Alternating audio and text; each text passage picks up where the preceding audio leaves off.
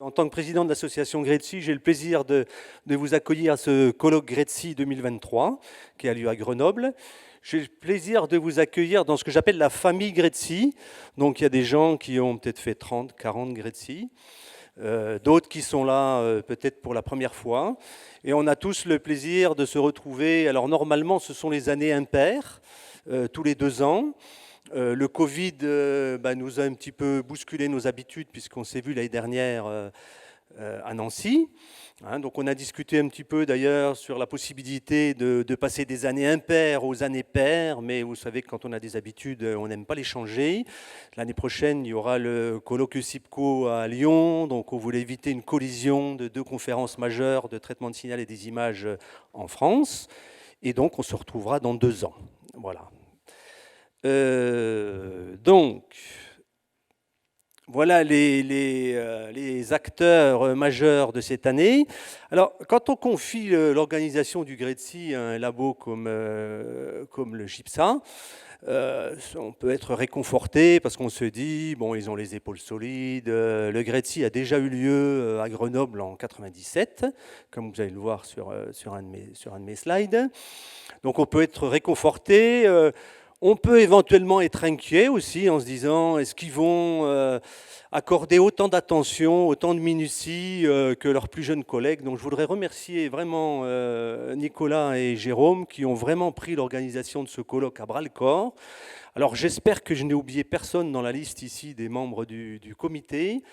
Je suis assez convaincu que ce colloque va bien se passer vu toute l'énergie qu'ils ont dépensée jusqu'à aujourd'hui. Voilà, donc Grenoble, vous aurez l'occasion, je reviendrai tout à l'heure sur l'histoire du GRETSI rapidement, pour pas que ce soit trop barbant. Mais donc, comme vous le savez, maintenant le GRETSI est itinérant. Donc on visite différents labos, différentes villes de France. Donc cette année, à Grenoble, vous aurez l'occasion d'aller à la Bastille. C'est là où aura lieu le banquet. Et de visiter le centre historique de Grenoble. J'aime beaucoup mettre une photo toujours des gens qui aiment courir, donc vous pourrez aller courir à la Bastille si vous êtes féru, et sinon vous pouvez aller au parc Paul Mistral. Donc comme je le disais, le GRETSI est itinérant. Donc le premier GRETSI a eu lieu en 1967, pour la petite histoire, 9 ans avant le premier ICASP. Et vous voyez, donc il se déplace. Donc il était initialement à Nice. Il y a eu une période à Juan-les-Pins. Et Grenoble a initié ce Tour de France. Donc il a commencé en 1997, qui s'est déplacé dans certaines villes de France, qui est allé une année en Belgique, parce que l'association GRETSI est une association francophone. Voilà, donc c'est un rendez-vous important. Il y a, je crois, plus de 550 inscrits à cette conférence, et donc les gens qui font du traitement de signal et de l'image ont l'habitude de se retrouver dans cette famille GRETSI. Voilà. Je vais être très court sur l'histoire, mais je pense que c'est quand même bien de rappeler ce que c'est que l'association GRETSI. J'aime bien montrer cette image. Donc souvent, on connaît le colloque GRETSI, mais c'est la partie visible de l'iceberg. Il y a tout un ensemble de personnes qui travaillent dans notre association, et c'est aussi cette cérémonie d'ouverture est aussi une occasion de les remercier. Voilà. Donc en fait, l'objectif de cette association, c'est d'animer la communauté française dans le domaine du signal et de l'image, de susciter des liens entre la recherche universitaire et industrielle et bien sûr d'être un relais avec la section 7 du CNRS, la section 61 du CNU et le GDR ISIS. Alors qu'est-ce qu'on fait dans l'association GRETSI? Bon, déjà, il y a un conseil d'administration qui regroupe une quarantaine de personnes. On se réunit 2 fois par an, une fois au printemps, en avril, et une fois demain, midi, pour discuter un petit peu des différentes activités que l'on devrait mener pour augmenter la visibilité de notre association. Voilà, donc il y a un bureau qui s'occupe de différentes branches. Donc on a notre trésorier Poulot, notre secrétaire Philippe, il y a la branche colloque, qui est présidée par Patrice Rabry et Olivier Michel. Il y a la branche recherche, qui est animée par Audrey Girémus et Caroline Chaud. Il y avait une branche revue, il y avait dans le passé une revue du traitement de signal, qui est animée par David Brie. Et puis il y a une nouvelle branche qui s'appelle l'application industrielle, qui est pilotée par Anthony Larue, qui a pour objectif d'augmenter les liens entre la recherche académique et l'industrie. Voilà, donc on a un petit groupe de personnes qui s'occupent de web. Quand vous allez sur le site, que ce soit du GRETSI ou de l'école d'été de Peresque, donc ce site est géré par Dominique Gignac et par Bart Herman. Voilà, et on a un comptable. Le GRETSI est une association à but non lucratif, et donc Olivier Jarreau s'occupe de la comptabilité de cette association. Voilà, donc bon, je ne vais pas dire grand-chose sur la branche colloque, comme je l'ai dit, qui est présidée par Patrice et par Olivier, puisque Patrice et Olivier vont vous expliquer un petit peu comment ils ont travaillé pour cette édition 2023. La branche recherche, alors qu'est-ce qu'on fait dans la branche recherche, quelles sont les activités que l'on mène pour augmenter la visibilité de notre association? Il y a l'école d'été de Peresque, donc, qui a lieu tous les ans.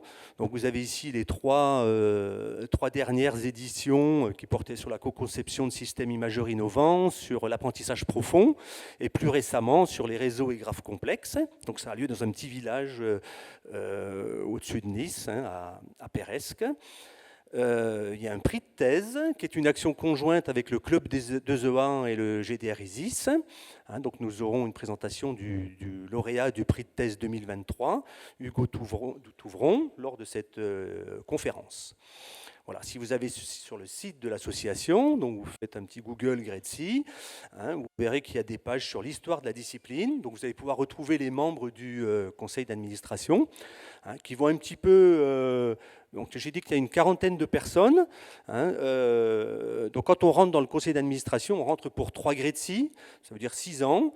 Et ensuite, on peut éventuellement y rester si on le désire, on peut éventuellement le quitter. Donc il y aura par exemple 9 personnes qui vont quitter l'association cette année, qui vont être remplacées.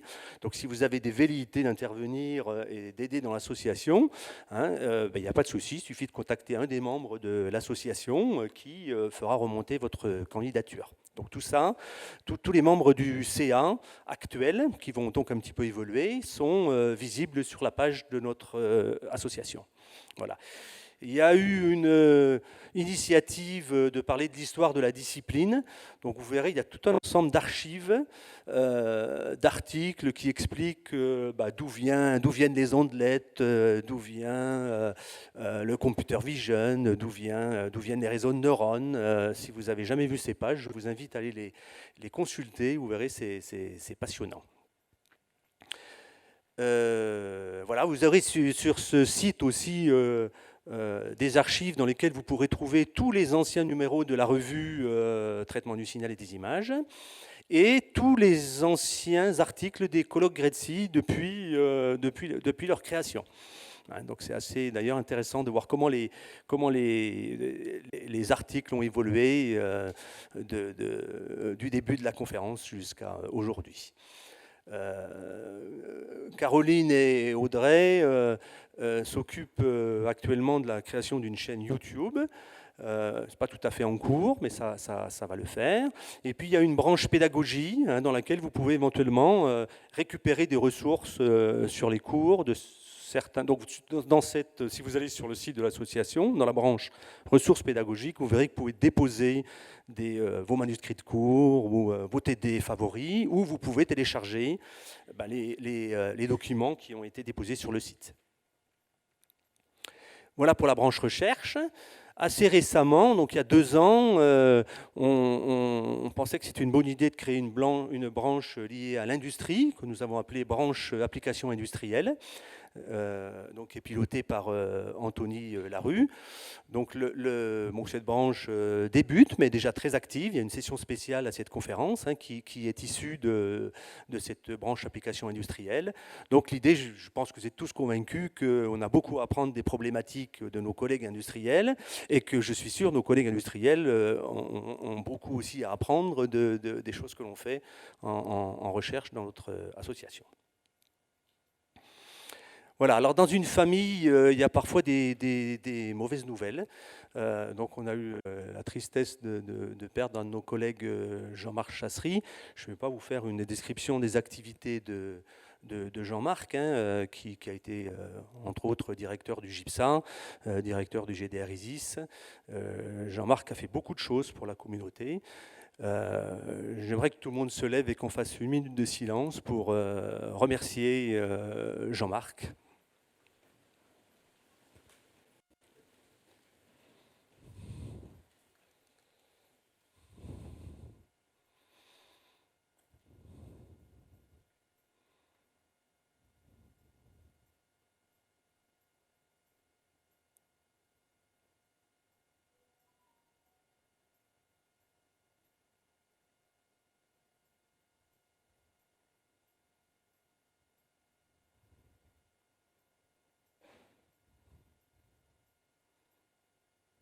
Voilà, je vous remercie. Il y a aussi des bonnes nouvelles dans notre association, dans notre famille Gretzi. Donc cette année, on a eu la chance d'avoir 2 médailles d'or, 2 médailles d'argent, au CNRS. Donc vous aurez, je n'ai pas croisé Laure encore, Blanc-Ferraud, mais je suppose qu'elle va venir à ce colloque. Donc vous aurez sûrement l'occasion de la croiser, d'échanger avec elle. Donc Laure a fait beaucoup de travaux sur le traitement d'images appliquées à la biologie. Et donc on est très fiers et très contents qu'elle ait eu cette médaille d'argent cette année. Et donc, on a même eu 2 médailles d'argent au CNRS cette année. Je pense que c'est assez unique dans notre association. Donc, Sophie Achard, qui fait partie du laboratoire Kunstmann de Grenoble, qui, je suis sûr, je ne l'ai pas encore croisée, mais sera présente à ce colloque. Donc, fait du traitement statistique appliqué aux neurosciences. Voilà, donc félicitations à Laure et à Sophie.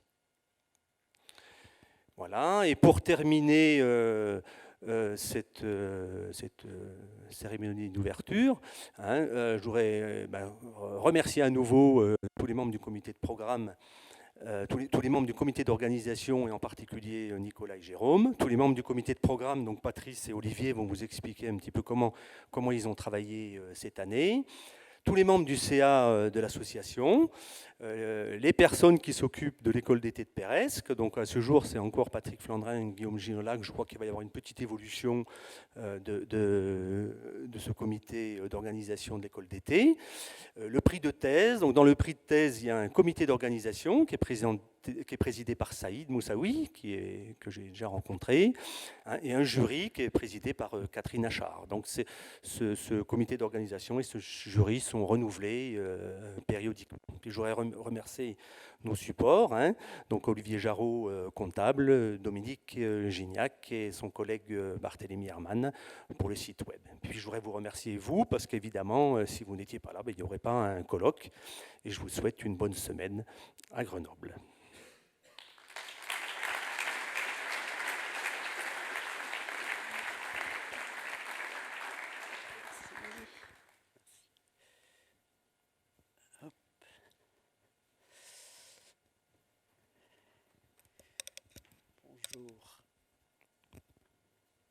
Bonjour à tout le monde.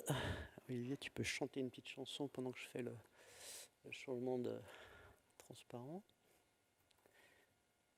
Hop. Hop.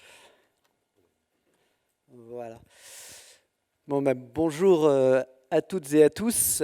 C'est un grand plaisir pour Olivier et moi, et au nom de tout le comité de programme, de déclarer ouverte cette 29e édition du colloque Gretzi. Parmi ces nombreuses spécificités qui vont être décrites après, il y en a une sur laquelle je veux revenir. Donc, comme ça a été évoqué, c'est la 2e fois que le Gretzi vient à Grenoble, Et Grenoble est donc la première ville à accueillir 2 fois de suite, enfin 2 fois non consécutives GRETSI depuis que GRETSI est itinérante. C'était en 97, c'est-à-dire que c'était il y a longtemps. Ça ne nous rajeunit pas. D'ailleurs, par curiosité, qui était à GRETSI 97 à Grenoble? Une bonne fraction quand même. Ça montre qu'il y a une bonne dynamique dans la communauté entre la continuité et le renouvellement, et c'est super. Le fait que GRETSI soit itinérant me permet aussi de rappeler que si GRETSI est itinérant, c'est parce que chaque édition, il y a une nouvelle équipe d'organisation qui s'y colle, qui fait un travail assez formidable pour organiser, pour passer le relais à l'équipe suivante. Jean-Yves l'a évoqué, au conseil d'administration qui se tiendra demain, sera décidé, normalement on devrait décider où se tiendra l'édition 2025 et quelles sont les équipes en lice pour les éditions suivantes. Donc toutes ces équipes d'organisation feront un travail formidable. L'équipe de Grenoble, ça a déjà été dit, conduite par Nicolas Lebihan et Jérôme Mars, n'y a pas manqué. Et à travers ces 2 personnes, je voudrais qu'on remercie tous ensemble toute l'équipe de Grenoble. J'arrivais ce matin pour le briefing, j'ai été assez impressionné par l'organisation dans la gestion des affaires. Donc je voudrais qu'on remercie tous l'équipe d'organisation. Merci pour ce travail, c'est important. Alors on est d'autant plus heureux de vous accueillir à Grenoble ici, en masse, avec beaucoup de communications proposées. Je crois qu'on n'est pas loin d'un record d'inscription. Enfin, je ne suis pas un fan du livre des records, mais on est très nombreux à être présents. Et c'est très bien parce que je pense que vous vous souvenez tous qu'au mois de février de cette année, il y a eu peut-être un petit flottement avec un mail qui a été renvoyé par les présidents du comité de programme, que certains ont jugé un petit peu alarmiste, mais en fait un mail qui a fait son effet, c'est-à-dire qui a invité chacun à s'interroger à la place du colloque GRETSI dans ses objectifs, et auquel vous avez tous répondu massivement, parce qu'il y a eu un très très grand nombre de papiers soumis finalement, et un très grand nombre d'inscriptions. Donc le GRETSI, c'est vraiment lié à la mobilisation de tous et de chacun, et donc merci à tous d'être là. Alors, s'il y a eu ce petit flottement, je pense que, comme ça a été dit, on a GRETSI 2 années de suite, ce qui n'est pas habituel, ce qui a forcé chacun à repenser un petit peu à ses priorités de soumission d'articles, à celles de ses étudiants. Voilà. Ensuite, il y a eu le fait que ZIPCO 2023 ne nous rende pas service en reportant 3 fois son appel à communication. Peut-être que le président de l'association GRETSI pourra en dire un mot au président de l'association Eurasip. Voilà. Et puis, alors, il a semblé que certains avaient trouvé que peut-être les règles de publication à GRETSI avaient été durcies. Alors, je vais être très clair, ce n'est pas le cas du tout. Peut-être les règles ont-elles été clarifiées, mais elles n'ont pas été durcies. Alors, on ne va pas relire ce qui était écrit dans l'appel à communication, mais la règle est quand même finalement extrêmement simple. La règle, c'est qu'il y a autant de différences entre une communication ICASP et une communication EUSIPCO, pour prendre les 2 exemples que j'ai l'habitude de fréquenter, qu'entre GRETSI et EUSIPCO, ou entre GRETSI et ICASP, ni plus ni moins. Donc ce qu'on a voulu clarifier, c'est qu'il n'y avait pas d'auto-plagiat de l'anglais vers le français à GRETSI, et même quelqu'un m'a intelligemment suggéré récemment que vous pourriez très bien, parce qu'on a des très bonnes reviews à GRETSI, des reviews souvent très détaillées, qui permettent de faire d'excellents galops d'essai, donc pourquoi pas envisager que GRETSI est un coup d'essai pour ICASP, pour l'ICASP qui suit. Ça, c'est peut-être la bonne façon de penser les communications à GRETSI. Voilà. Alors, donc, le processus de relecture, un taux de rejet de 10%. Alors, ça m'inspire 2 choses. Le premier, c'est que, en fait, le principe les instructions qu'on a donné à l'ensemble de la relecture, c'était de dire, ou en tout cas au comité de programme, c'était que les 2 principes fondamentaux, c'était exigence et bienveillance. Exigence parce que je crois vraiment qu'il y a d'excellents papiers qui sont publiés à GRETSI, des papiers qui n'ont pas à rougir devant ceux qui sont publiés à EUSIPCO, ni même à ICASP, que la qualité de ces papiers, c'est lié à l'ensemble du processus qu'on produit tous, c'est-à-dire que les jeunes chercheurs ont ici la possibilité de présenter leur travail devant l'ensemble de la communauté et donc quelque part de préparer leur candidature future, etc.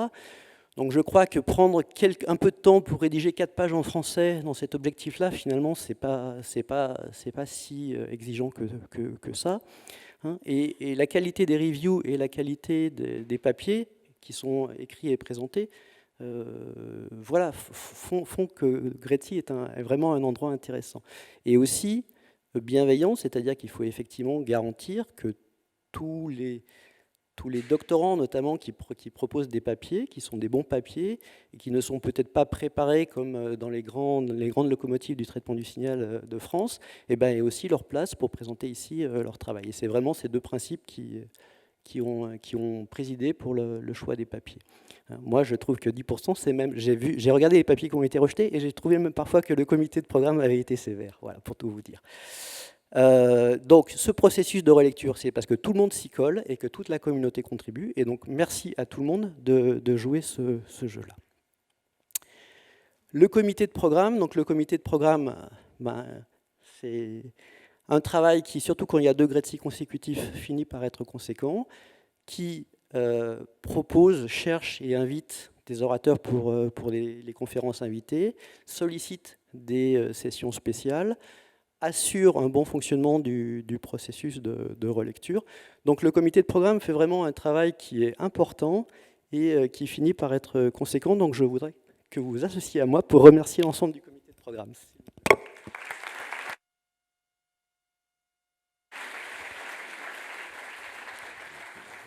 Alors, ce comité de programme, il se renouvelle par fraction à l'issue de chaque colloque. C'est-à-dire qu'à l'issue du colloque de Grenoble et avant l'édition de 2025, un certain nombre de gens vont quitter le comité et d'autres vont y entrer. Et je redis, et je le redis publiquement, donc il n'est pas possible d'imaginer que ce ne soit pas clair. Tout le monde est le bienvenu pour poser sa candidature pour participer au comité de programme. Il suffit d'approcher n'importe quel membre actuel du comité de programme et de dire « je suis intéressé » et on dira comment la candidature se passe. Il est évident qu'on ne fait pas des candidatures avec un dossier à déposer à telle date, avec un comité qui évalue. Enfin, je pense qu'on est tous saturés d'évaluations et de candidatures à évaluer. Donc on le fait par cooptation, mais en veillant à respecter des grands équilibres de thèmes, de géographie, de genre. Et je pense que ça se passe relativement bien. Mais tout le monde est invité à manifester son intérêt si c'est le cas. Et cette règle de renouvellement, elle s'applique à la présidence du comité de programme. Olivier a choisi d'arrêter après le colloque de Grenoble. Et donc j'en profite pour dire qu'Olivier, ça a été à nouveau un plaisir de travailler avec toi pendant 3 éditions des Gretzi, que tu avais fait un travail absolument gigantesque dans la mise en place et dans la mise d'aplomb de ces programmes. Tu fais un travail fantastique. Et donc je voudrais tous qu'on remercie Olivier pour ce travail.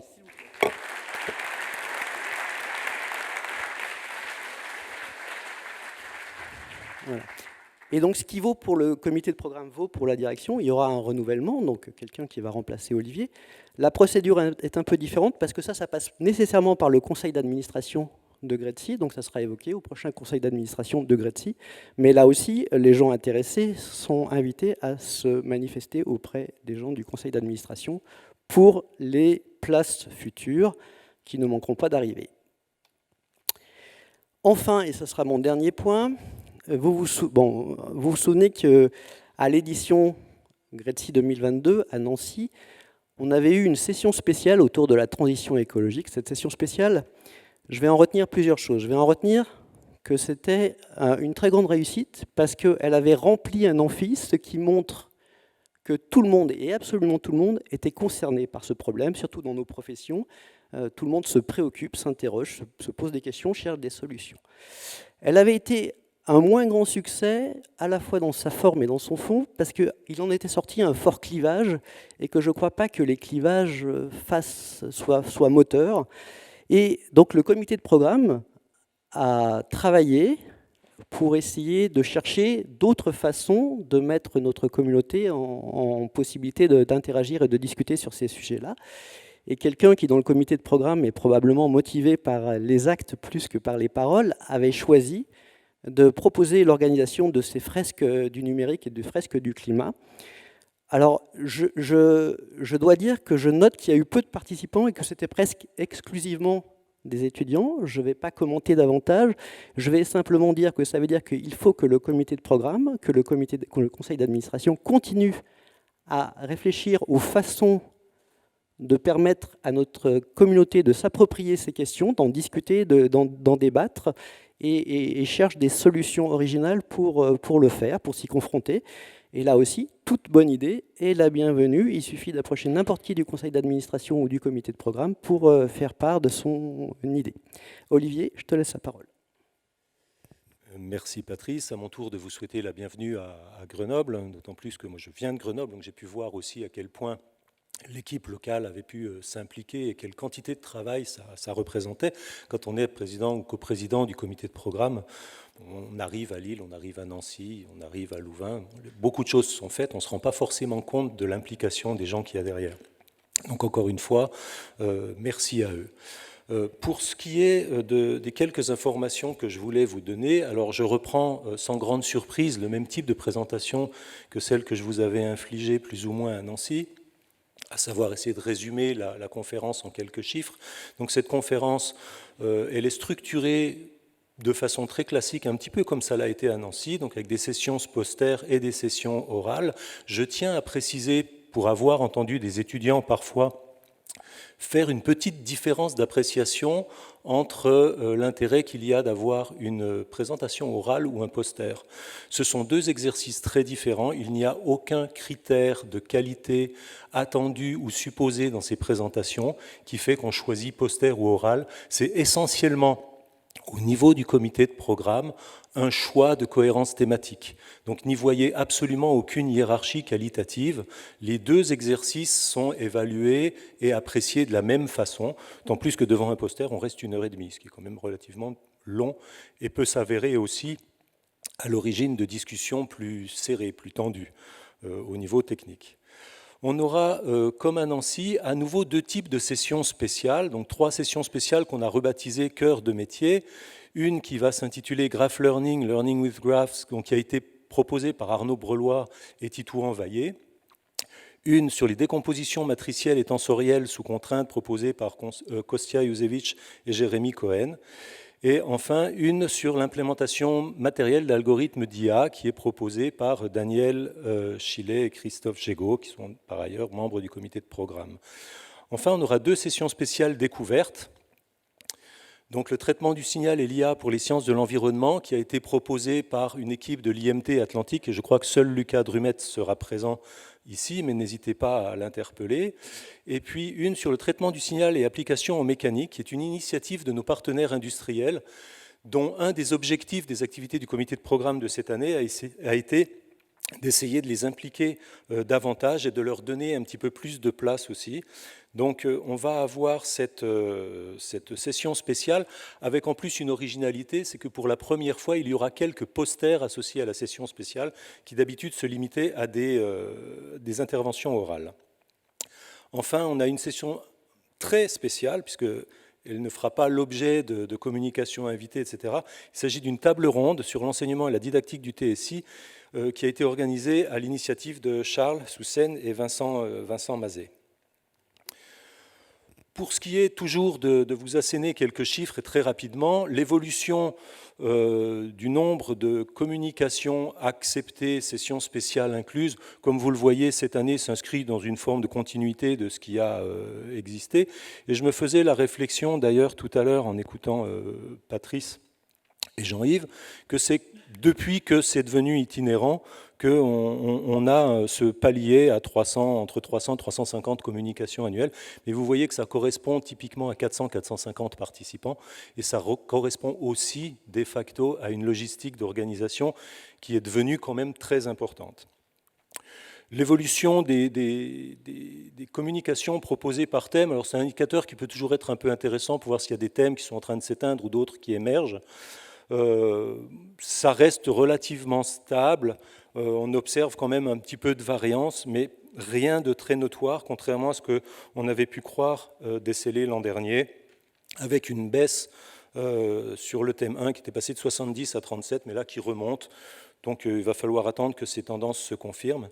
Donc thème 1, c'est vraiment les études sur les représentations et les modèles qui sont appréhendés d'un point de vue un peu théorique et méthodologique et qui sont au cœur de notre association.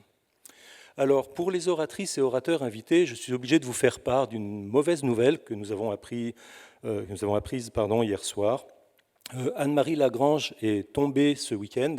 Elle souffre d'un trauma crânien et d'une rupture de l'humérus. Elle est actuellement hospitalisée à l'hôpital de Quimperlé, donc il va de soi qu'elle ne pourra pas être parmi nous mercredi. Et je laisserai le soin au président du comité d'organisation local de proposer une façon de gérer le slot que cela libère, peut-être en décalant l'après-midi d'une heure. Enfin ça, ils vous feront les annonces correspondantes. On a 3 sessions plénières. Donc la première qui vous sera présentée d'ici quelques minutes par Wendy McKay. Donc j'aurai l'occasion de redétailler un petit peu pourquoi ça nous a semblé intéressant d'inviter Madame McKay à présenter ses travaux. Et portera sur le partenariat homme-machine. Mardi, nous aurons une présentation plénière par Gerson Fort qui va parler d'approximation stochastique et de ses derniers travaux sur le sujet.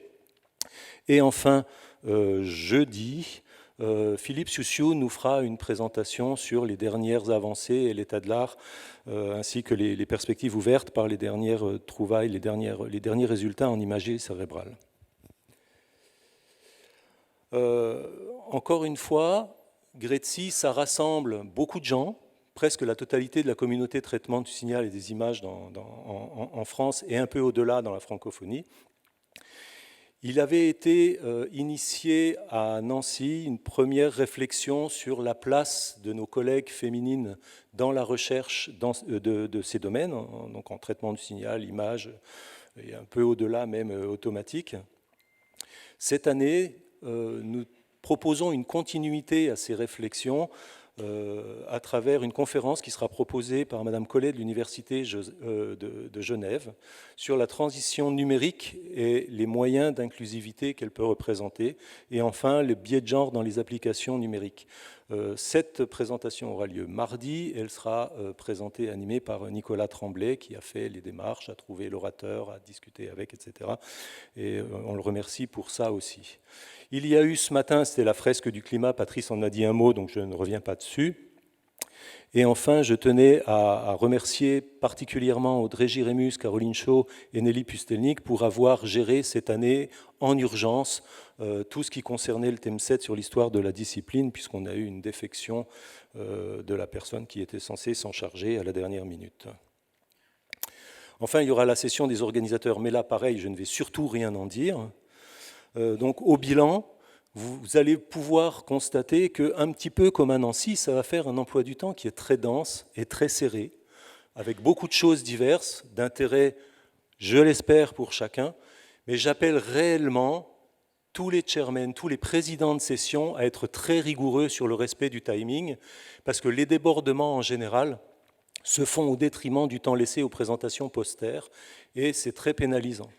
Donc, s'il vous plaît, les présidents, soyez stricts, et les présentateurs, essayez au maximum de respecter le slot de 15 minutes plus 5 minutes de questions, plus ou moins 1 minute à chaque fois, mais pas plus, parce que sinon ça deviendra vite un problème ingérable. Enfin, pour votre information, je le rappelle juste, il y a des renouvellements en cours tant au CA qu'au CP, donc Conseil d'administration et Comité de programme. N'hésitez pas à venir trouver quelques membres du CA ou du CP que ce soit, si vous êtes intéressé. Le fait de vous manifester ne vous engage dans un premier temps à rien. Maintenant, prenez des informations, renseignez-vous sur le travail auquel ça correspond, à l'implication que ça demande, et puis toute réflexion pesée, maintenez ou pas votre candidature à rentrer dans ces conseils. On a besoin des efforts de chacun et de renouvellement aussi un petit peu des gens qui y figurent.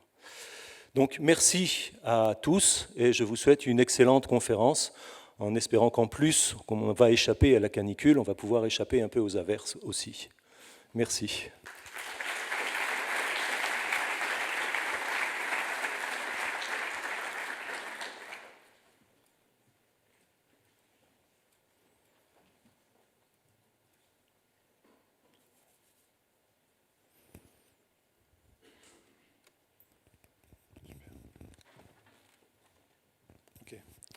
Bonjour à tous et toutes. Au nom du comité d'organisation et des bénévoles, et Jérôme et moi-même, on vous accueille à Grenoble, on vous souhaite la bienvenue. Et on va ici vous présenter quelques informations pour le bon déroulement de votre colloque GRETSI dans la ville de Grenoble. Alors, pour faire en résumé, pour vous montrer un peu comment on a pensé le congrès à Grenoble, l'idée c'est qu'on soit dans une périphérie au maximum qui rayonne aux alentours de 1 à 2 km, c'est-à-dire que vous êtes ici, bon, a priori vous êtes arrivé jusqu'à la maison Minatek, donc on est, alors je vais avoir un pointeur quelque part. Donc vous êtes à la maison Minatek, ce qui veut dire que avec le ticket que vous avez, vous pouvez prendre le tram ou les bus dans la ville et vous déplacer, ou aller à pied également. Alors qu'on vous a mis ici à titre indicatif les temps de parcours. Donc de la maison Minatek, en prenant le tram, vous pouvez aller très rapidement à la gare. Et ensuite, on a mentionné Victor Hugo, qui est le centre un peu où vous pouvez trouver des restaurants, des bars pour le soir. Et on a aussi mentionné le fait que pour le repas de gala, et on va y revenir, le téléphérique que vous allez prendre sera pris... démarre, vous voyez, près de la rivière, là, et en 5 minutes vous amène en haut de la Bastille, là-haut, et il y a quelques minutes de marche ensuite pour aller chez le Père Gras, le restaurant dans lequel on aura notre repas de gala. Donc je vous donnerai quelques précisions après. Donc l'idée était d'éviter les transports, tout à pied, tout en tram. Et si vous êtes joueur, vous pouvez aussi louer des vélos à la semaine, c'est possible, avec les métro-vélos. Pour ce qui est du centre de conférence, donc la maison Minatek, il y a le rez-de-chaussée et puis le premier étage. Je vous donne ici les informations sur ici on est dans l'auditorium platine.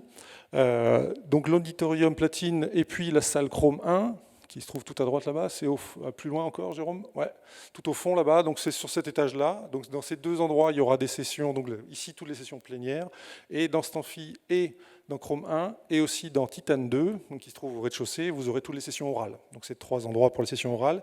Et les sessions postères, elles, auront lieu uniquement au rez-de-chaussée, dans les espaces Palladium 1, 2 et Titan 1. Et puis j'en profite pour placer que les pauses aussi seront au rez-de-chaussée. Donc vous avez peut-être déjà vu les affichages pour le Wi-Fi.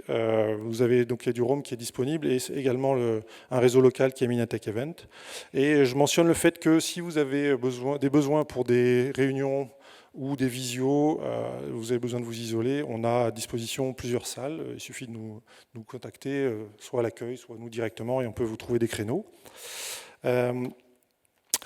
J'en viens à présent aux pauses et repas du midi. Alors pour les pauses, je l'ai mentionné, ça sera donc au rez-de-chaussée. Les pauses sont assurées par le collectif Tresse avec une formule zéro déchet, donc c'est-à-dire qu'il y aura de la vaisselle qui est mise à disposition. Merci de la rendre, ne pas partir avec. Et tout ce que vous allez consommer est bio et local. Ensuite, pour les déjeuners, vous avez normalement dans votre enveloppe reçu 3 contre-marques pour manger au Crous Minatek, qui se trouve à 50 mètres quand vous sortez du bâtiment. Donc là, ce qu'on vous demande, c'est que... Alors là, on est un peu victime de notre succès, il y a beaucoup de monde à faire manger en très peu de temps. Donc si vous pouvez démarrer, essayer d'étaler un peu, puis faire en sorte que ça ne soit pas trop la queue et que tout le monde puisse avoir le temps de revenir pour les sessions de l'après-midi. Donc je vous invite à être vigilant sur les horaires à cause de ça. Ensuite, une fois que vous aurez mangé, vous aurez eu les conférences, il y a 2 événements de soir, donc le mardi et le mercredi. Le premier, c'est le cocktail. Donc il démarre à 19h15. Donc c'est le cocktail, ça va se passer au rez-de-chaussée ici, donc dans les salles Palladium et Titan, donc un cocktail qui est offert par la ville de Grenoble. Et ensuite, il y a le dîner de gala qui aura lieu donc mercredi à 19h. Alors, mercredi à 19h, ça veut dire qu'il faut monter à la Bastille et je vais vous expliquer comment on fait ça. Donc, d'abord, pour pouvoir y accéder et pour y monter, il vous faut les 2 contre-marques qui sont mentionnées ici. La première, c'est la contre-marque téléphérique. Donc, si vous vous présentez à l'accueil des téléphériques, vous donnez votre contre-marque et en échange, ils vous donnent un ticket aller-retour. D'accord ? Il faut choisir de faire que l'aller, que le retour, si vous voulez. Et ensuite, au niveau du restaurant, vous devrez présenter la contre-marque Gala. Donc ici, vous avez une photo du fort de la Bastille, là. Donc une fois que vous êtes monté, alors soit vous arrivez par les œufs, là, par les œufs, c'est le téléphérique de Grenoble, on appelle ça les œufs. Vous arrivez là où pointe Jérôme, et derrière, vous voyez un truc un peu, ouais, je sais pas, couleur rouille, et il y a la salle qui est là. À cet endroit-là se passera l'apéritif, à partir de 19h jusqu'à 20h30. Et ensuite, on devra se translater tous vers le Père Gras, qui est donc un peu... Voilà. On va peut-être pas faire du brognien pour y aller, mais ok, on arrivera là-bas, et donc le restaurant est là-bas. D'accord? Donc il y a à peu près... bon, ça dépend, on pourra mesurer le temps qu'il faut. Bon, il y a 400 mètres à faire, d'accord? Donc évidemment, à l'arrivée là-haut, et puis pour vous amener jusque là-bas, on aura peut-être pas des bordeurs, mais on aura des bénévoles qui vont, donc vous les avez peut-être déjà identifiés avec leur t-shirt bleu, là, qui vous permettront d'arriver normalement sain et sauf jusqu'au restaurant. Ensuite, la descente est assurée par le téléphérique jusqu'à 23h30, 23h45. Si vous êtes après ça, il faut descendre à pied. Alors la descente à pied, ça va. Il vaut mieux une frontale, il fera peut-être un peu nuit. La montée à pied, c'est possible aussi. Et ça, c'est de l'ordre de 30 minutes. Bon, il n'est pas là, Romain, mais on met beaucoup moins de temps. On peut mettre beaucoup moins de temps. Mais voilà, tranquillement, c'est 30 minutes. Voilà, donc là, et je vous ai donc donné toutes les informations là-dessus. Et donc ça, c'est le type de vue qu'on devrait avoir mercredi. Alors mercredi, on sera tous là-haut, enfin, tous ceux qui viennent au gala. Une partie des gens seront en extérieur et une partie à l'intérieur. D'accord, il y a une terrasse. Il est prévu qu'il fasse 20 et quelques degrés à 19h, un peu moins à 23h. Donc je vous invite à venir avec, non pas juste un t-shirt, mais voilà, habillez-vous un peu. On n'a pas de chance. La semaine dernière, il faisait 42 degrés. Là, c'est beaucoup moins sûr qu'on atteigne ces températures-là. Donc faites attention, on sera possiblement en extérieur et un petit peu en altitude. Donc prenez une laine avec vous. Et je vais laisser la main à Jérôme.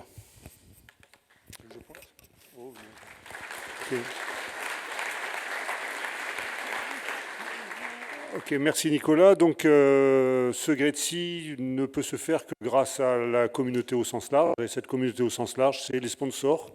Donc sur cette manifestation, on a 4 sponsors principaux, le CEA qui nous accueille ici aussi, la région Rhône-Alpes, l'INRED, et puis la ville de Grenoble qui nous offre le pot d'accueil. Et puis on a tout un lot de sponsors académiques et aussi industriels. Bon, je ne vais pas tous les citer. La majorité des laboratoires de traitement du signal et d'image de Grenoble participent à cette manifestation, donc le GIPSA, le LJK, même le LIG qui nous a fourni quelques moyens techniques. Et puis vous avez aussi toutes les associations diverses, le GDR, le GDR Omer, le GDR ISIS, les LABEX de Grenoble, le LABEX Percival, le LABEX OSUG, etc. Et puis évidemment nos tutelles, CNRS, INP, UGA, que l'on remercie. Et voilà, alors c'est grâce à eux que le budget a pu se faire et c'est grâce à eux que nous pouvons avoir cette manifestation. Alors la coloration, elle est variée.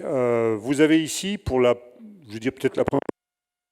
Allô, la première fois, ouais. La visite de quelques grands instruments. Vous avez vu dans votre inscription, il était possible de visiter des instruments. Donc le showroom du CEA, c'est une plateforme technologique qui illustre un peu toutes les activités scientifiques que peut proposer le CEA et ses collaborateurs. La cuve Coriolis, qui est située sur le campus, c'est la plus grande plateforme expérimentale en modélisation de marée, modélisation de mer, et puis le SRF que l'on voit très largement de Grenoble, qui est donc ce qu'on appelle nous le synchrotron, qui est le plus grand anneau, le plus puissant pour pouvoir illuminer et aller dans des structures hyper fines de la matière. Voilà. Donc il y a des visites qui ont été programmées avec des gens qui se sont inscrits. Alors comme c'était en capacité limitée, on demande aux gens qui sont inscrits de vraiment y aller pour pouvoir bénéficier de tout ça. Cette année, nous avons aussi des stands qui sont sur le site de Palladium 1, des stands industriels de quelques compagnies. Donc allez-y, c'est un coup d'essai, allez-y, parlez avec eux, discutez avec eux, etc. Nous avons voulu aussi cette année proposer un stand point de rencontre. Point de rencontre, pourquoi? Parce que le GRETSI, c'est à la fois des anciens, on a levé la main tous ceux qui étaient en 97, mais c'est pas que eux, c'est aussi pour les jeunes, c'est pour les entreprises, c'est pour les collaborateurs. Donc vous avez la possibilité, si vous cherchez un job, si vous vous voulez faire une offre, si vous voulez avoir une demande particulière, il y a un point de rencontre, il y a des stands sur lesquels vous pouvez mettre vos propositions ou vos offres ou vos CV, etc. Donc ça s'adresse à la fois à des jeunes et à des moins jeunes. En termes de coloration grenobloise, la session organisateur donc, aura lieu jeudi à 17h. C'est une conférence scientifico-théâtrale qui est faite par la compagnie du Gravillon. Ça s'appelle Point de bascule. Et c'est une façon de voir, voilà, c'est une conférence animée par un scientifique cycliste et qui va donc nous proposer une vision particulière sur tout ce qui est le changement de climat, etc., etc. Voilà, c'est très, très intéressant à voir. Le GRETSI, c'est aussi l'implication, votre implication, l'implication de tous les conférenciers. Donc, on a fait une proposition. Nancy nous a passé un certain nombre de documents. Le booklet numérique est un booklet qui vient essentiellement de Nancy, que l'on a travaillé et que l'on va redonner à Strasbourg dans 2 ans. Les badges, on a récupéré la moitié des badges de Nancy, donc voilà, on va pouvoir reproposer des badges à la prochaine édition. Donc ne partez pas avec votre badge, bon vous pouvez garder des souvenirs, mais gardez-les peut-être, mais surtout rendez-nous-les, ça nous permettra d'être un peu éco-responsable. Le booklet numérique, vous voyez cette année, comme l'avait dit Brie David il y a 2 ans, l'année dernière, pardon, voilà, pas de goodies, voilà, on en a ras-le-bol des sacs qui traînent dans les armoires, donc maintenant tout est numérique. Voilà, vous avez un booklet numérique, utilisez-le, téléchargez, etc. Sur le site web de la conférence, vous avez aussi un fil instantané qui donne toutes les dernières actualités de la conférence. Donc vous pouvez l'utiliser, vous pouvez le regarder. Et puis, comme on l'a dit, les postes zéro déchet, ça fait partie de notre structure éco-responsabilité. Voilà, alors un petit rappel historique. En 97, comme l'a dit Jean-Yves, il y avait eu la 29e édition à Grenoble. C'était la première édition itinérante. C'était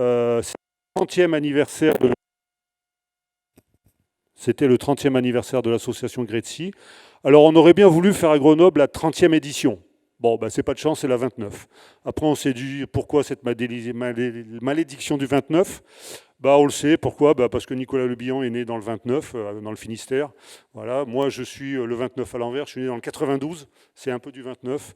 Et puis, voilà, le 29 août, ça sera au milieu du GRETSI. Donc voilà, c'est la 29e édition.